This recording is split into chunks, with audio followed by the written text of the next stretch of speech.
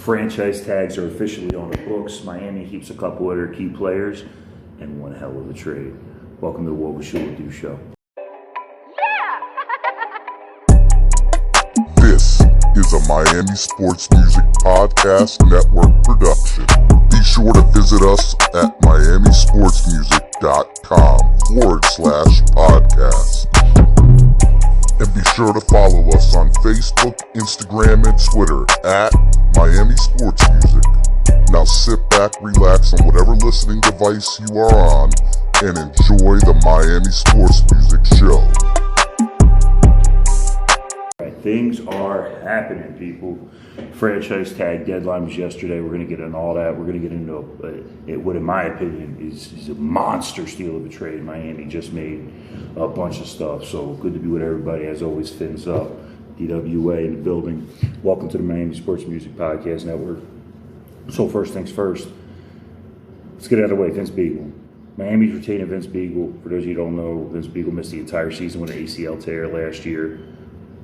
More of a bit player under Flores' first year, but as you can see, we're looking to rework the linebacking core. Right? Calvin was gone. We're not going to re-sign Ian Roberts. We're probably not going to bring back Kamal Grugier-Hill or Kruger-Hill, however you say his name. I've heard it both ways. So Vince Beagle being there is not necessarily a blockbuster thing, right? Like he's not a star, he's not a Pro Bowl or anything like that. But the kid can make tackles. The kid can play inside, against the run, which we desperately need. So it'll be good to have him on the team, situational times, if we can't land some of the people that we're potentially chasing in free agency and in the draft right now. So Vince, hey, man, good to have you back. Hopefully you're healthy this year. Hopefully, you can make some plays. If you look at the way, I would probably say if you look at the way Andrew Van Ginkel came in on certain snaps this year, and I'm not saying he's going to have the kind of success Van Ginkel had, but we're going to be using him in situations that are built for his skill set. So good to have Vince back. Cool, that's done. And I'm sorry, I'm losing my voice a little bit, people. The big news yesterday was the deadline for franchise tags. Right? Now, for those of you that don't know how franchise tags work, they realize everyone's not as big into football as some of us knuckleheads over here at Miami Sports Music.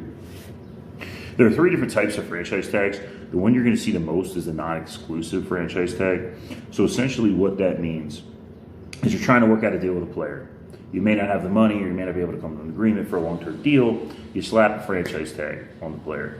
So that player will be under contract for 1 season with your team, and his contract will be the average of the top 5 highest salaries of players at his position last year, or 120% of what his salary was the season that just passed if he was already a top 5 paid player. It sounds a little confusing. It's really not. Now, it's a non-exclusive tag. It's the one that uses the most. There are other tags that get a little more complicated.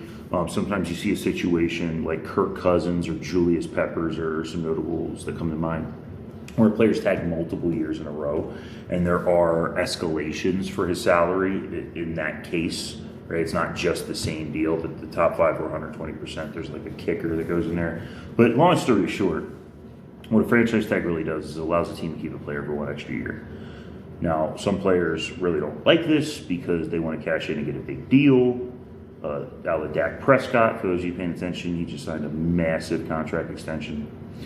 Some players don't really mind it as much because they know they're going to get a big payday. And you run into cases like, for example, the Panthers yesterday tagged Cam Robinson. Now, Cam Robinson has a story much like our Eric Flowers, our left guard, where he came into the league as a tackle, didn't really pan out, moved him to guard, and he played very well. So Cam Robinson played guard last season, played very well, much like Eric Flowers did for us last year and for the Redskins the year before. Yeah, I'm calling them the Redskins. Listen, it has nothing to do with any social justice, none of that. Until you come up with a new name, you are the Redskins. No one's buying Washington football team jerseys. Daniel Snyder, get on it. Name your freaking team. Anyway. So here's the full list of players that got a franchise tag. And you'll see why I'm giving you the full list here in a second, because this does affect Miami in several notable ways. So the first one, Chris Godwin. Chris Godwin, wide receiver, Tampa Bay. Not this season, but the year before, he actually led the league in receiving yards. Most of the offense took a pretty sizable step back under Brady this year, but whatever. So Godwin, the reason it's important that Godwin got the franchise tag is because I personally don't believe that Godwin is all that great. Yes, he's a Penn State guy, right? As another receiver we're about to talk about here in a second. Yes, he had a really good season 2 seasons ago. This last season, 840 yards, 7 touchdowns. I don't really know if that's worth top 5 receiver money because it's not, but whatever. So I was really scared that Miami was going to end up overpaying for this guy. So the fact that he's tagged up there, thank God. Next one, Marcus May, New York Jets. So Marcus May's a really good safety. He's a young kid. He's a baller. So the way this affects the Dolphins is, that team doesn't have a lot of good players. Like, I could maybe argue, and I might even argue, that Marcus May is their best player. So the fact that they retain him, I don't think anyone's scared of the Jets, but it's a good move. Hopefully we don't have to worry about him too much back there in the secondary, but just be aware, Marcus May is a very good player who's going to stay in New York Jet. I would not be surprised if they re-sign him for the long term. Hopefully they fail miserably, but maybe they're building something. I said Cam Robinson's Panthers. Cam Robinson plays for the Jaguars. I'm sorry. The Panthers tagged Taylor Morton, their tackle. Doesn't really affect us. He wasn't, I don't think, on our radar. But yes, Cam Robinson for the Jaguars. Gotta stop drinking. All right, Allen Robinson, Chicago Bears. Now, this one hurts. So, I talked very openly on here about Allen Robinson and how Allen Robinson was my number 2 overall free agent target. If we went out and spent big money on a receiver, Allen Robinson was the guy. It had to be Robinson, right? He was the skill set we need, in my opinion. He's probably the best receiver that's going to be a free agent. He's only 27. Another Penn State guy, referenced earlier. Penn State's been putting out a lot of good players lately. So, Allen Robinson gone could potentially affect how we look at free agency or the draft. We're going to get into all that in a second here. Brandon Schreff, guard, Washington Redskins.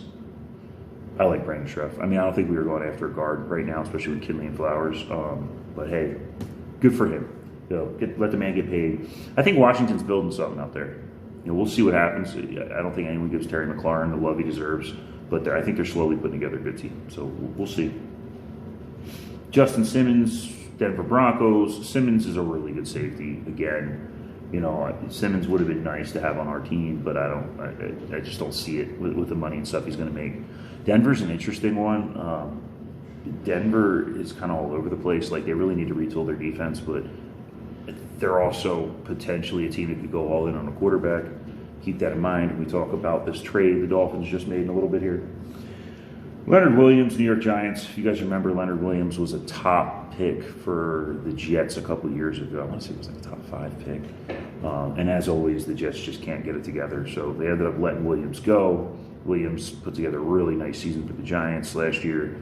The Giants have a bunch of holes on their defense, but they also have a few really good players. So here's hoping.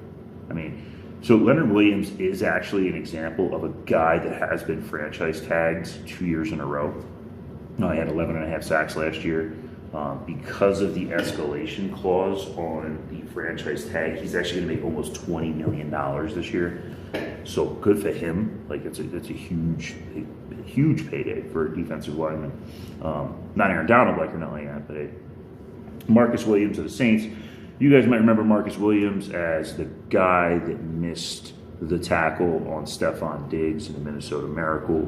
That bullet-looking, I don't know what he was doing, but it's sad that he's known for that, but he's actually a really good safety. Now, the Saints are in financial hell, so the fact that they did this kind of blows my mind because I don't know where they're getting their money from. The Saints are by far in the worst cap position in the NFL. So I'm kind of interested there. We'll see what happens. So what does this all mean, Wade? Well, let me give you the list of players everyone thought was going to get tagged that didn't. Jonnu Smith, Hunter Henry, 2 really good tight ends. Shaquille Griffin, Chris Carson, Kenny Gallaudet, and of course Aaron Jones. Now those last 2 are very interesting. because they are players that we have linked to the Dolphins several times. Aaron Jones specifically, right? Great running back, young kid, can do it all. I gushed about him a couple weeks ago on here. So Aaron Jones hitting the free agency market is big. There's been rumors already linking mutual interest to him in Miami. Miami obviously wants to fix the running game. Aaron Jones could be the guy to do it. It's all going to depend, in my opinion, on how much money he wants. But I don't see a more favorable destination out of a lot of the teams that need running backs. They're pretty bad teams, like the Jets. You know what I mean?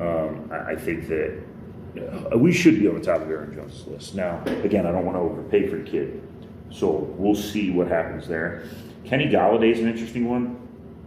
I like Marvin Jones Jr. for sure out in Detroit, but Gallaudet has just kind of overtaken him as the number one out there. Like, a lot of it has to do with his speed. A lot of it has to do with his ability to get behind defenders, which is something Miami could definitely use if you want to stretch the field, open things up underneath, especially for the running game. Now, I don't know what he thinks he's going to get in the free agent market, so we'll see what happens there. The other two, Hunter Henry and Jonnu Smith. Now, these two are more interesting for a different reason. So I don't think there's any way Miami goes after either of these two guys. You got to remember, we're coming off a season where we just had the most production from our tight end group in the history of the team. We love Gesicki, Smith, and I'm drawing a blank, dude. I'm sorry, man. Wake up. Derwin Smythe got on the field and actually did some very positive things last year. Adam Shaheen did the same thing. So I don't see us really trying to address the tight end position. I mean, all of our guys, including Gesicki, can block. Gesicki maybe can't block as well as the other two. Gesicki's obviously the best pass catcher, the most athletic, and he's really coming to his own. Love you, Big Mike. Big Mike, his parents tailgate with us sometimes down at E12. Big shout out to them. Big shout out to the family. So Miami's probably not going anywhere near them. However, there's a couple teams that could, and this could dramatically change how some of the early picks in the draft work out, mainly because Kyle Pitts. Kyle Pitts is a tight end from Florida who's shooting up draft boards. He's drawing comparisons to George Kittle. He is maybe even a better receiver now than almost any receiver in the draft, and the kid can block. He's a matchup nightmare, super athletic. And I mean, I've seen mock drafts with him going as high as 4 overall. Like, the kid's a baller. Almost any team in the top 10 could realistically take it. Any team in the top 15 almost. He's not going to go to the Jaguars. He's not going to go to the Jets, right? He's probably not going to go to the Dolphins. But after that, it's not unrealistic. Like, probably not the Broncos because Noah Fant's out there. Probably not the Lions because of TJ Hawkinson. Then again, new head coach Dan Campbell, our boy, was a tight end. He's losing a lot of his receivers. There's a chance they take him. But looking to see which teams actually throw interest at Hunter Henry and Jonnu Smith could be very telling, especially if they don't land one of those players, as to how the first couple picks of the draft are going to shake out, which is very important for reasons I'm going to get into right now.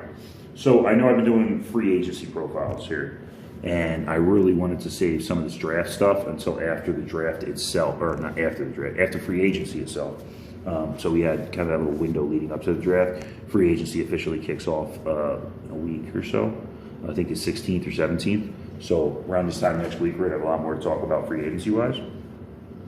But the Dolphins just shook up the draft. Now everyone's like, what are you talking about? Isaiah Wilson. So if you're not familiar with the name, that's okay. It's not a household name in football yet. Isaiah Wilson is a bulldog. And I don't just mean that because he played at Georgia. He played very well at Georgia. Isaiah Wilson was, in most people's minds, the number 5 tackle in last year's NFL draft. Now, before you look at me like, number 5 tackle, what? Who cares? You got to understand something. Last year's draft was loaded with offensive line talent, right? Andrew Thomas went number 4 overall. He was probably the only pure left tackle, like day one starting left tackle in this draft. Andrew Thomas played across from Isaiah Wilson at Georgia. Other notable names, Tristan Wirfs, who was one of the highest graded rookies, if not the highest graded rookie last year. Tristan Wirfs ended up going to the Buccaneers, won the Super Bowl. Mekhi Becton, Jets first-round pick. I'm missing one, and I don't know why. Who do we say? Andrew Thomas, Mekhi Becton, Tristan Wirfs. Oh, Jedrick Wills. I just can't believe I did that. So Jedrick Wills out of Alabama. So those 4 guys all went in the first 15 or so picks.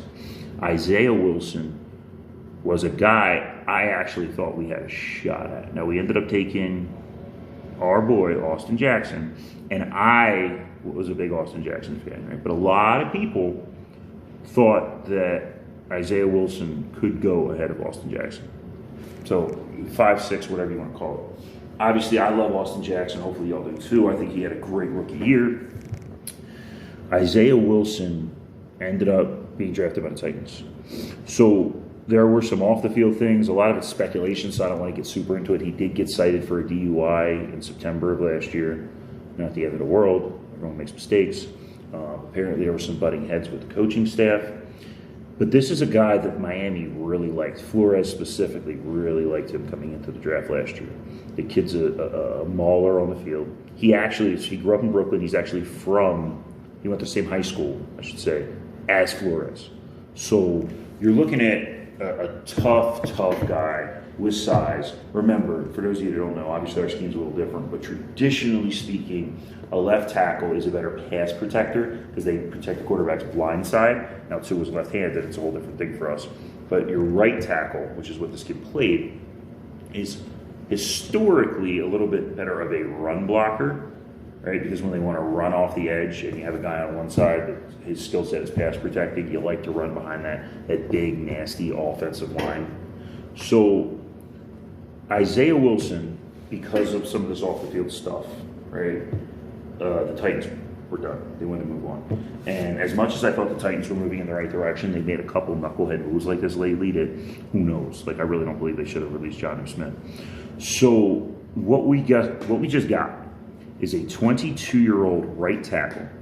Not a lot of wear on the tires. Birthday's actually a couple days after mine. Good for him. 6 feet, 350 pounds. Now, I know that's a little bit on the shorter side, right? But again, 350 pounds in a 6-foot frame. I'm 6'2", 220, 225 on a day after I'm drinking. So imagine shorter and way bigger, right? This kid could be a cornerstone on the right side of the offensive line. And Miami gave up 2 7th-round picks to get him. Okay? 7th-round picks they're not worthless, right? They're not. You can hit on good picks. However, it ain't often. Right? It's not often that a player ends up being truly like an every down, above average starter, let alone a Pro Bowl or an All-Pro, that you end up getting that late. So we gave up a 7th-round pick this year, 7th-round pick next year. Now, I know what you're saying. Wade, what the hell's the point? Well, here's the point. I've been drooling, like a lot of other people, about Penei Sewell. So Penei Sewell, if you don't watch a lot of these, tackle out of Oregon, considered a potentially once-in-a-generation talent. And to be fair, he's never played right tackle. Austin Jackson played a little right tackle in high school, but he hasn't really played right tackle either. And right tackle is obviously a different position in our scheme because we have a left-handed quarterback. So there is a little bit of uncertainty when you draft a guy like Penei Sewell and how well they would do at a different position, or if you plan on slotting him in at left tackle, how well Austin Jackson would do at a different position. Now, I think either one of them are going to be better than Jesse Davis 10 times out of 10. Even though Jesse Davis has tried his best to hold his own at right tackle, he was a turnstile at left tackle, but whatever. I don't think most Dolphins fans are going to be upset about upgrading him for Jesse Davis. So theoretically, what you have here is a guy in Isaiah Wilson that could be your day one starter at right tackle, which could eliminate the need or even the want to draft a guy like Penei Sewell. Now, I say that with a heavy heart because I think Penei Sewell is going to be great at the NFL level. However, before you guys jump on this Devontae Smith wide receiver 3 bandwagon, which you know I've denounced a billion times, if I am Chris Greer, I am on the phone right now with any team that will listen about trading down the draft. Now, don't come for me. And I know everybody wants to pick high, everybody wants to get these great players.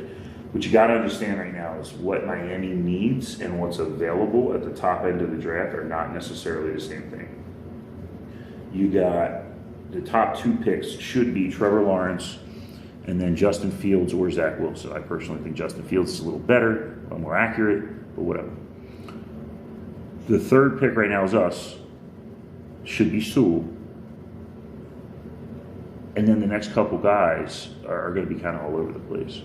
So the blue chip talent in this draft is not really what it was before. Micah Parsons is apparently sliding down draft boards because of some of the off the field stuff.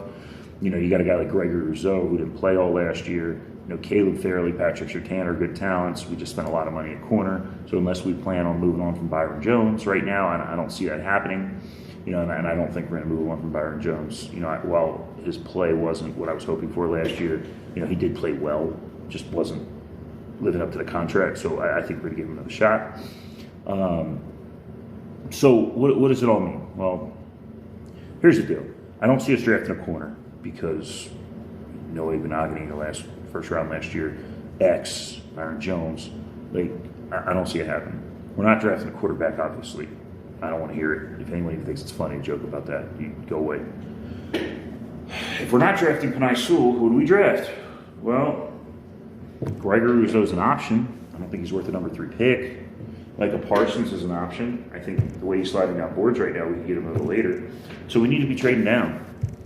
Specifically, if you look at some of these teams, the teams that come to mind, I mentioned earlier, the Denver Broncos, the Carolina Panthers, both teams are drafting in the top 10, and both teams are looking for their future quarterback. There's also the Bengals. You know, I think the Bengals really need to protect Joe Burrow. Their line is okay at best. They saw what happened last year after the injury. You know, not that I think Burrow was looking all that great. I know a lot of people want to disagree with me on that, but, you know, the second he went down, the team went back to a hot dumpster fire. You know, I don't know how much longer Zach Taylor has on his leash. He's just had 2 bad seasons. The 3rd one, he might be gone. So, in my mind, here's a couple trades that I think could work. So the first one is going to be the Bengals from 5 to 3. We slide back to 5. The Bengals draft Penei Sewell.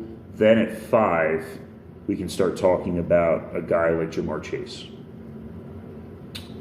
Now, in my opinion, what it would take to do that, it's not a huge move down, but I would hope to get at least a 2nd-round pick for that.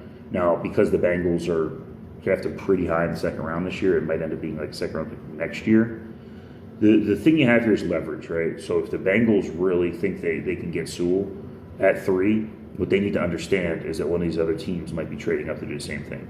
Because if one of these other teams wants to trade up, let's just say theoretically Zach Wilson's still there, the Panthers want to trade up with us at 3 to get Sewell, well, there's a very good chance the Falcons take Sewell at 4. So you press a little urgency there. The next one would, of course, be the Panthers. So I don't see Detroit going quarterback right now just because, A, I think Goff is a good player, and B, they have those extra 1st-round picks next year. So unless they're absolutely in love with Justin Fields or Zach Wilson, whoever's still on the board, I really don't see them doing it. So I don't see it happening at 7. 8 is the Panthers. Here's the thing about the Panthers, man. They've invested in their offense. You know, Robbie Anderson actually worked out for them, which blew my mind. You know, I think DJ Moore is a true number 1 receiver when he has a good quarterback throwing the ball. Don't be surprised to see them maybe try to sign a Hunter Henry or Jonnu Smith. Obviously, Christian McCaffrey's a beast. You know, Mike Davis actually played very well when McCaffrey was hurt last year. Their offensive line is solid. So their offense is not horrible outside of Teddy Bridgewater. Now, Bridgewater's only on the books for this season and the next season coming up, and it's a very team-friendly deal. Like, they can move on from him very cheaply. So I could very easily see the Panthers doing this. Now, the Panthers might also want to sit back and draft Parsons because if you look at their defense, it's young and it needs to improve, but you have Jeremy Chin, who was a rookie last year, arguably in contention for Defensive Rookie of the Year. Brian Burns was a 1st-round pick on the D-line 2 years ago. Edor Gross-Matos, 2nd-round pick on the line last year, another Penn State guy. Derek Brown, number 7, I want to say, overall last year, somewhere 6 or 7 last year. D-tackle on the D-line. So they've invested a lot in their defense too. I could see them trying to sit back and draft Micah Parsons, but I think if you're that team, you want to sell jerseys, you want to win now. The Saints are in cap hell. The Falcons are the Falcons. The Bucks, we'll see. They're going to lose some key players this year, specifically Shaq Barrett. We'll see what happens. But if I'm the Panthers, I want to retool and get my quarterback. Now, if I'm Miami, to go from 3 to 8, I'm really hoping for either 2 second-round picks or an additional first-round pick next year. So 2 seconds would be 1 this year, 1 next year, which actually worked out very well because the Panthers are drafting pretty high in the second round this year, or a first-round pick next year. Broncos pick right behind them at 9, same deal. Now, I could see the Broncos just sitting tight and rolling the dice on Trey Lance, but I think if they really like one of these quarterbacks, they're in contention too. Again, be willing to do it. Now, the one thing that would hurt me is if the Panthers sit tight and they end up drafting Micah Parsons and we trade back to 9, then I'm not really sure who the best pick there would be. If he's still there, maybe we grab a guy like a Greg Urzo or even a Jalen Phillips. 2 guys from you. I know all you Fins fans down there in Miami would love that. I apologize to all my FSU people who had to do it. I'm a Nebraska fan. Let's keep it 100, but it is what it is. Grabbing one of those 2 guys. There's also, a guy I really like, and it's a very curious spot. His name's Rashawn Slater. So Rashawn Slater is a very good offensive lineman. The thing that makes him special and the thing that puts him as potentially a top 10 draft pick is the fact that he can play every position, and he has played every position on the line, right? So he's played guard, he's played tackle on each side, and he's played center. Now, to me, our immediate need for him would be center, right? Like Ted Karras did okay last year, nothing special. I don't even think Ted Karras is on the books. I got to double check that. I don't think he is for the upcoming season. So 10 is kind of high for a center, but he's also a Swiss Army knife guy. He can play any position. You want to protect Tua, you want to bolster the running game, he's definitely an option. Now, I'd feel great, I would, about trading back, grabbing our starting center and picking up an additional first-round pick next year. Like, I would take that 10 times out of 10. Another option, if we're in one of those spots, is definitely a Jaylen Waddle. Notice I'm still not saying Devontae Smith. Again, Devontae Smith is the 3rd best receiver in this draft, 4th if you count Kyle Pitts. So, as I said earlier, we're going to address the linebacker position. Now, we could look at a guy like Jeremiah Owusu-Koramoah at 18, who a lot of people are actually mocking to us at 18. He should still be there. You can even look at a guy like Nick Bolton in the top of the 2nd round, who could be there. It's a kind of hit or miss thing. But the point of the trade down is to pick up value. So you still need to hit on whoever you pick this year. You still need a player that's going to be an instant contributor, especially at a position of need. So that could be a Jamar Chase, a Jaylen Waddle. That could be, a Rashawn Slater. That could be a Micah Parsons, whoever it is. But if the team believes in Isaiah Wilson the way I think they do, I really think that Penei Sewell may be out of the question. And to me, it doesn't seem right to draft at 3 if you're not drafting Sewell. You can get too much talent. And that actually fits the team a couple picks later. But adding that extra pick is huge. I mean, we saw it last year, right? Like, look how good Austin Jackson was, right? He was an extra pick we picked up. Noah needed a little bit of time to come into his own. I still don't think it was right sticking him solo against Stephon Diggs early in the season. But, Noah slowly came into his own. He played very well on special teams. I think we're going to see a lot more of him on the field this year. And I still stand by my statement that, we may end up converting him to safety and getting rid of, Bobby McCain or, Bobby, he'd be more of a free safety, so it'd be Bobby McCain. I still want to upgrade over Eric Rowe, though. And we'll talk a little bit more about guys that I think could potentially be in the draft plan for those replacements a little bit later. We're coming up right on about 30 minutes here, so I don't want to take too much of everybody's time. But as of now, highlights of the day. The franchise tag situation takes Allen Robinson off the table. We're not going to trade whatever they're going to ask for him. So the tag and trade thing, that's done. Kenny Gallaudet is a potential signing right now. Aaron Jones looks more and more like a potential signing. He's starting to get some momentum there. I don't want to get too hyped, but I'm getting a little excited about the possibility of an Aaron Jones here.